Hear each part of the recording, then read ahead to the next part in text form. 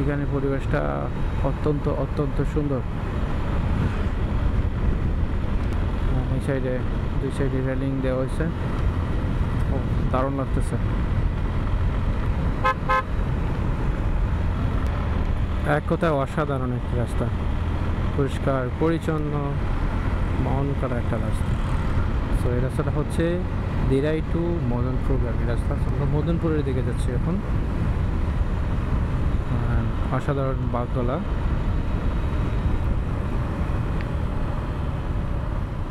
এই কর্নারিংটা একটু রিক্সি, অবশ্যই সাবধানতার সাথে আপনাকে যেতে হবে, কারণ এই পাশ থেকে ওই পাশটা দেখা যায় না।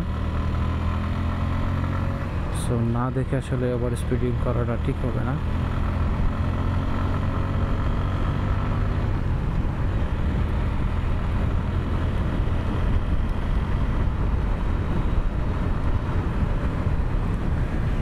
রাস্তার দুই পাশের দারুণ ভিউ।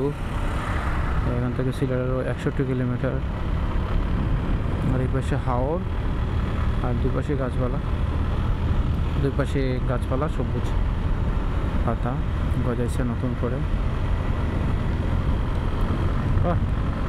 দারুণ, এই রাস্তার সৌন্দর্য আপনাকে মুগ্ধ করবে।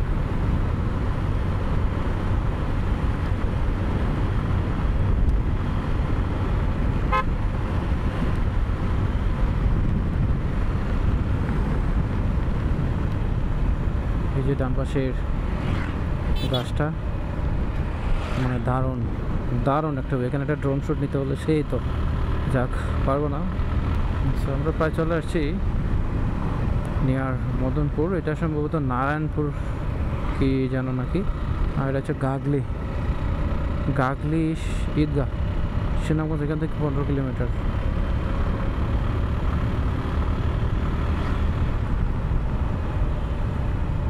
এটা শাহিদগাহ পয়েন্ট।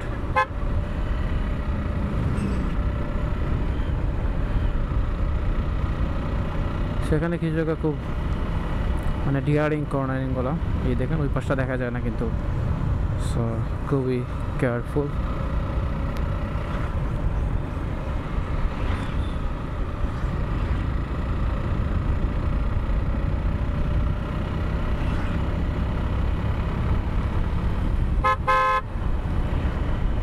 সামনে স্কুল, এই দেখেন তার লেন ছেড়ে এই লেনে চলে আসছে সিএনজি। আর এখানে দুই পাশেই কলা গাছ, মনে হয় যে কলা গাছের বাগান। এই যে কলা গাছ।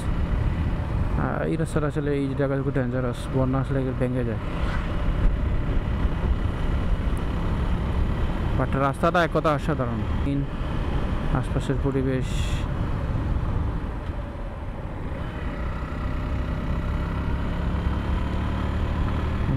মোড় আছে। রাস্তা সিএনজি আসলে বেশি দেখা যায়,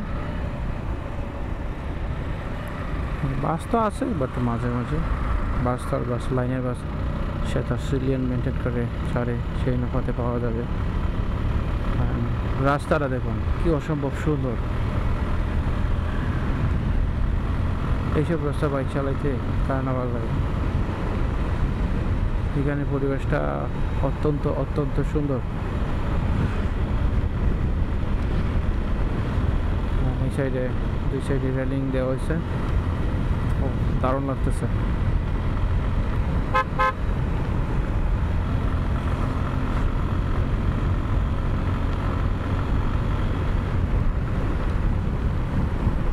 শেষ আমাদের সুন্দর রাস্তা।